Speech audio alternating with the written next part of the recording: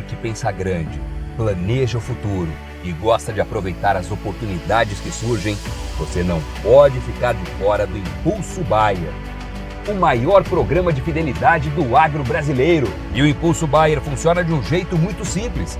Para participar, você compra produtos Bayer, entra no site orbia.ag e cadastra as notas fiscais. E assim que a sua nota for aprovada, seus pontos serão calculados. Você já poderá resgatar produtos e serviços.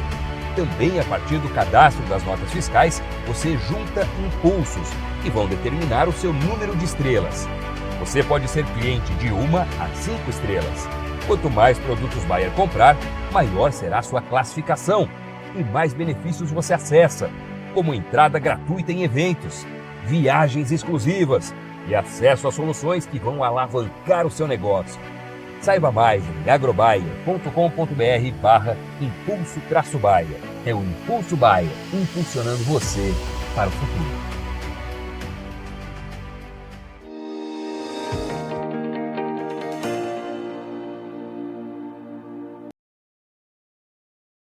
E no mercado do boi gordo, talvez as principais e maiores expectativas estão sobre como os preços irão se comportar no final do ano. A gente viu 2023 ser e tem sido um ano bastante difícil para a pecuária brasileira. Os preços oscilaram muito, testaram patamares bastante preocupantes para os pecuaristas e agora a gente quer entender como é que vai terminar 2023. Para quem nos acompanha sabe que a gente vem construindo essas análises e nessa terça-feira quem nos ajuda a entender essa percepção do mercado, como é que os preços estão se comportando e tendem a se comportar, é a analista de mercado da Scott Consultoria, Ana Paula Oliveira, já conosco nessa terça-feira. Boa tarde não, bom dia ainda, né? Ana Paula, seja bem-vinda ao Notícias Agrícolas, é um prazer recebê-la. Bom dia, boa tarde, né? Quase aí, boa tarde. E de fato, né, Ana Paula, a gente está com o mercado ainda buscando talvez o seu direcionamento mais claro e definido, mas está todo mundo já com os olhos voltados para o final do ano, é isso? É isso mesmo. Aí um ano que nós tivemos bastante oscilação de preços, onde o tema ciclo pecuário foi muito discutido, muito abordado, né? E desde outubro, em relação a setembro e outubro, nós vimos incrementos positivos, né, na precificação dessa arroba do boi gordo, e agora, final de outubro e início de novembro, uma calmaria, uma certa estabilidade, né?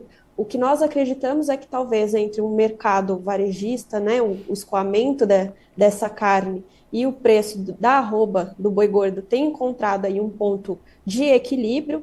Então, nós estamos vindo aí já de 2 semanas aí consecutivas com preços estáveis, né? Uma arroba de boi gordo para mercado interno em R$ 235, um boi chino, um boi destinado ao mercado externo de R$ 240. Então, nós estamos falando aí de um ágio, né, de R$ 5. E quando a gente analisa o cenário atual, em contrapartida junto ao mercado futuro, para início de 2024, nós tendemos a preços de estabilidade aí, mantendo esses R$ 235, R$ 240. Entretanto, talvez uma alta pontual aí, R$ 10 a mais, 10 a mais nessa arroba de boi gordo, não seja descartada, pensando assim numa menor oferta de boiadas que nós estamos acompanhando, principalmente falando de animais vindos de confinamento. E num período do ano em que o consumo de carne doméstica costuma ser alto, em decorrência de férias, de festas de finais de ano, nós temos o pagamento do 13º salário, empregos temporários, tudo isso que colabora para um maior consumo. Então, nós podemos ver aí uma alta, né, com relação aos preços no varejo, em decorrência disso, mas um cenário deve seguir de estabilidade, né? Só pensar que talvez essas altas pontuais não estejam descartadas. Agora, Ana, era isso mesmo que eu queria entender. A gente já está, ou a gente continua nessa movimentação de avanço e recuperação dos preços e a gente tende a ver isso se intensificar até o final do ano, ou essas baixas pontuais poderiam continuar aparecendo e aqui elas estariam ligadas, né? Aqui a gente pode atribuir essas baixas pontuais que podem vir a surgir no mercado. Bom, eu acho que talvez as altas principalmente está relacionado com uma menor oferta dessas boiadas. Então, consequentemente, nós temos uma necessidade maior no varejo, né, em decorrência desse consumo de carne ser melhor, e nós termos menos bovinos sendo ofertados, né? Então a gente tem aí um pequeno desequilíbrio, uma oferta menor e uma demanda maior. E aí, consequentemente, nós acabamos tendo também um aumento no preço das negociações. E até mesmo para o mercado externo, quando a gente pensa que tem aí o Ano Novo Chinês, é um período do ano que a China, um grande comprador do Brasil, também costuma comprar volumes um pouco maiores de carne, e em decorrência dessa oferta um pouco menor, devido a todas essas oscilações de preços que os pecuaristas enfrentaram, um investimento um pouco menor, né, nesse quesito de boiadas. Então, essas altas que a gente fala pontuais está mais relacionado com esse escoamento dessa carne para o mercado de final de ano. Já em janeiro, fevereiro, que nós falamos de férias, que o pessoal costuma ir já a sair e viajar, a gente volta a ter uma diminuição nesse consumo, né? E aí a gente encontra um ponto, novamente, que nós estamos conversando de equilíbrio, né? Ana, a gente está pontuando essa condição, então, dessa trajetória de altas por fundamentos que tende a continuar. E hoje, por exemplo, se a gente observa as cotações na B3, a gente já sinaliza um mercado em alta e os vencimentos mais alongados, então, dezembro, janeiro, fevereiro, já apontando R$ 239, R$ 239,40. A gente vai ver o mercado retomar alguns patamares que a gente viu o mercado testar aí, não sei se nos últimos meses, mas talvez nos últimos anos. O mercado vai buscar essa volta, essa retomada desses patamares que remuneram melhor o pecuarista no Brasil? Nós acreditamos que o cenário de 2024, com certeza, tende a ser um início de recuperação, né? Nós estamos vendo aí na Bolsa, na B3, valores aí, nós já acompanhamos, né, alguns meses anteriores, já ofertando até R$ 240, mas a gente ainda não pode falar que vai ser uma virada, que nós vamos ver uma roupa aí de R$ 300 novamente, né? Claro que o futuro é incerto, muita coisa pode influenciar nisso, mas a tendência é que siga um patamar de estabilidade.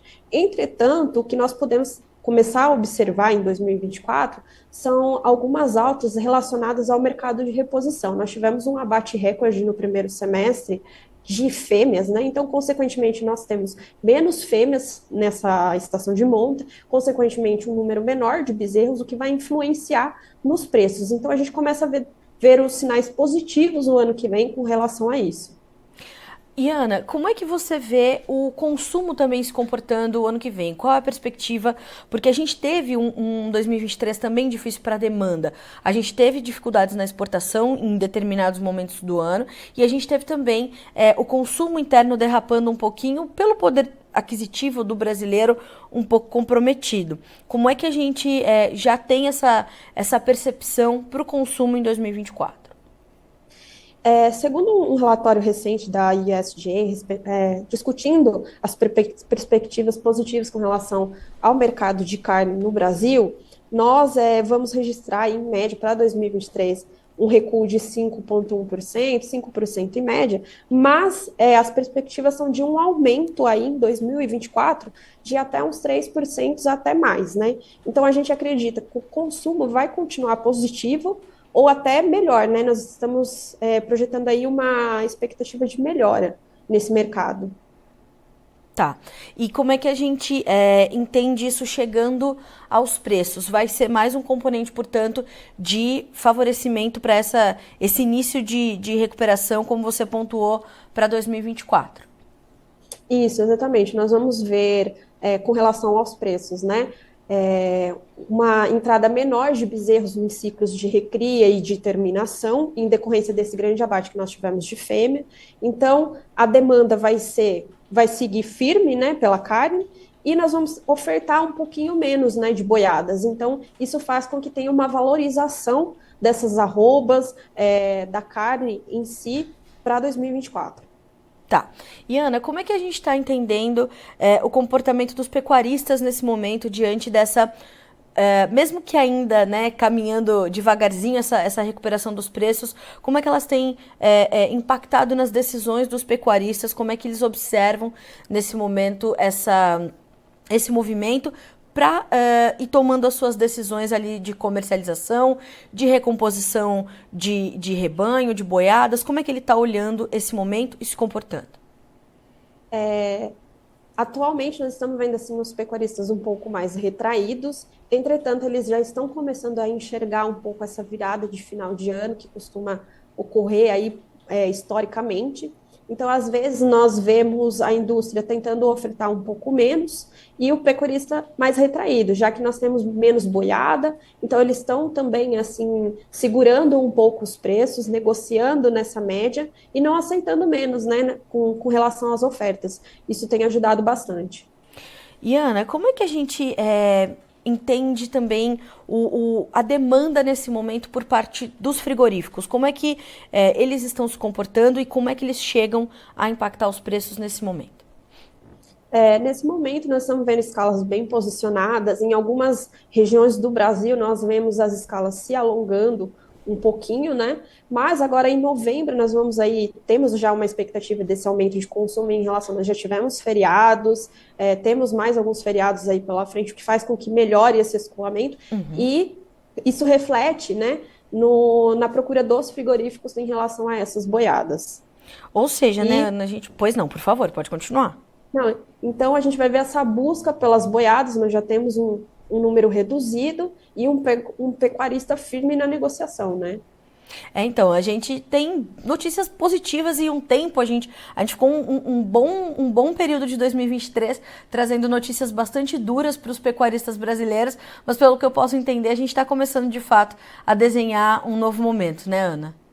Exatamente, as nossas expectativas aí são positivas, de melhoras. Nós já também estamos observando aí uma melhora no poder de compra do pecuarista com relação a insumos, que também os insumos vieram aí sofrendo alguns recuos, o que favorece o pecuarista, né, na compra do milho, do trigo. Apesar do milho ter sofrido um aumento, né, no fechamento aí da precificação, tanto com uma saca um pouquinho mais cara, o incremento do boi foi um pouco maior, foi 12%, né? Então, isso continua favorecendo o pecuarista nas suas tomadas de decisões. Eu queria entender como é que estão os custos de produção, então ele também está conseguindo se equilibrar nessas tomadas de decisões em relação a custos também. Isso, por exemplo, o farelo de trigo hoje está sendo negociado a tonelada ao entorno de R$ 780, então foi um recuo aí de quase 2% comparado com o mês passado, então uma melhora no poder de compra, juntamente com esse incremento no preço do boi, que já foi maior de 12%, então a gente fala aí que estão sendo necessárias 3,4 arrobas de boi gordo para a compra de uma tonelada de insumo. Então, as relações de troca estão seguindo também uma atuada aí positiva para os pecuaristas, né? Então, quem trabalha com bom planejamento está conseguindo comprar bem, está se organizando para a entrada de 2024.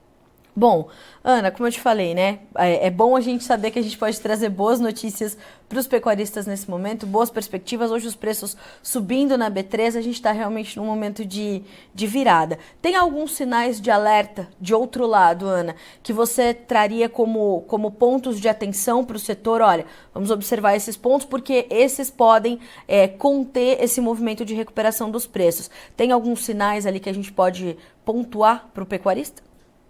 Acho que desde desse início de fase ruim até agora essa melhora, a palavra-chave que nós estamos discutindo, conversando, é um bom planejamento, é entender esse comportamento do mercado, de ciclo, de preços e se organizar para o ano que vem. Estamos aí com boas relações de troca, vamos procurar fazer um momento de compra, se organizar com relação a isso, para que a gente consiga estar produzindo uma arroba barata e colocando uma carne de qualidade no mercado, né? A gente teve concorrentes importantes aí ao longo desse ano que tiveram não só uma carne de qualidade também, mas arrobas também até mais baratas do que a nossa, que também beliscaram um pedacinho do nosso mercado, né, Ana? Exatamente. A Austrália é um caso deles, está tendo uma arroba mais barata que a nossa, né? O Brasil, até o final de outubro, estava aí com uma arroba de US$ 46, a Austrália em US$ 40. Isso acaba tirando uma fatiazinha ali nossa do mercado de uma maneira geral, mas entretanto eles vendem muito para o Japão, que ainda não é um comprador nosso, né? Fica aí uma coisa em que o mercado está tentando abrir, se expandir, melhorar. O Japão é um grande comprador de carne, pode influenciar, e também entra num quesito também de logística, proximidade, né? Isso também deixa os custos um pouco mais barato, então facilita para eles. Mas é tudo relacionado a ciclos da pecuária, né? Em que nós tivemos aí quedas nos preços, a Austrália também, mas isso começa a mudar. E pensarmos aí no futuro, né, a abertura de novos comércios, isso também é uma coisa positiva, né? Nós já tivemos aí nos últimos anos com a nossa ministra anterior, abertura de novos comércios e tudo mais. Então, isso é um cenário positivo para a pecuária no Brasil, né? Um crescimento, podemos visualizar um crescimento ainda bem grande para o Brasil nesse mercado. Então a gente tem essa condição também aí no nosso radar, no front, de voltar a intensificar as nossas exportações. Isso, sim. A Coisa China boa. é um grande comprador, apesar de que a população tem se retraído um pouco, as estimativas de crescimento eram algo em torno de 7, 10, hoje já estão falando de 5% e tudo mais, mas ainda são bons compradores, são volumes muito altos, mas o interessante agora também seja expandir, né? Criar fronteiras novas de comércio, né, com grandes compradores de carne como a Coreia, como o Japão, que são grandes consumidores, e que estão em negociação. Então, o nosso futuro aí para exportação de carne também segue positivo, né? Coisa boa. Ana, quero te agradecer pela companhia nessa terça-feira para a gente trazer essas boas informações, essas orientações, principalmente para os pecuaristas que nos acompanham por aqui. E a gente vai seguir acompanhando as informações aqui no Notícias Agrícolas, viu? Muito obrigada. Obrigado a vocês e até mais. Até mais. Senhoras e senhores, Ana Paula Oliveira, analista de mercado da Scott Consultoria, conosco nessa terça-feira para nos trazer essas informações, essas boas notícias, eu diria, para a pecuária brasileira. Continua esse momento de recuperação da nossa pecuária, de recomposição dos preços, de busca pela retomada de alguns patamares importantes. E a gente olha para isso também com bastante cautela, como a Ana pontuou. A gente pode ter ainda algumas baixas pontuais, mas a gente tem essa combinação de fatores. Então a gente tem uma menor oferta agora de boiadas, principalmente de animais vindos de confinamento, e um consumo que tende a crescer, um consumo típico do final do ano. Isso pode ajudar. As nossas exportações também tendem a melhorar e a gente deve ter em 2024 o início de um ciclo de recuperação. Essa é uma das notícias mais importantes dessa entrevista. Então, olhar para isso a gente fazer esse planejamento que a pecuária exige. E nós vimos ao longo desse ano de 2023 muitas dificuldades empilhadas para o pecuarista brasileiro, mas os mais experientes analistas e consultores de mercado trazendo para vocês essas perspectivas aqui de que a gente precisa, de fato, repensar nesse momento a atividade, né? Como é que a gente consegue fazer uma gestão mais eficiente, promover uma otimização dos custos? E foi isso que a gente viu acontecer em 2023 com a maior parte dos pecuaristas brasileiros, né? Repensando as suas gestões. Vamos ver como é que estão os preços do boi gordo na B3 nesse 7 de novembro de 2023, números na sua tela para a gente conferir juntos. A gente tem os preços em alta, como eu já havia pontuado no começo da nossa entrevista. Novembro, R$ 237,65 por arroba, uma leve alta de 0,06%, e os ganhos são mais intensos nos contratos mais alongados. Então, dezembro, R$ 239,10, uma alta de 0,4%. Janeiro, R$ 238,80, 0,2% de ganho. Fevereiro, R$ 239 por arroba, uma alta de 0,6% na manhã dessa terça-feira. E veja que ontem o indicador CPEA para o boi gordo, base São Paulo, fechou com R$ 240,60 por arroba, uma alta de 2,4%. E no final do dia de hoje, você tem o fechamento do indicador para essa terça-feira. A gente fica por aqui com esse boletim, mas a nossa programação continua para que vocês sejam sempre os produtores rurais mais bem informados do Brasil. Notícias agrícolas, informação agro-relevante e conectada.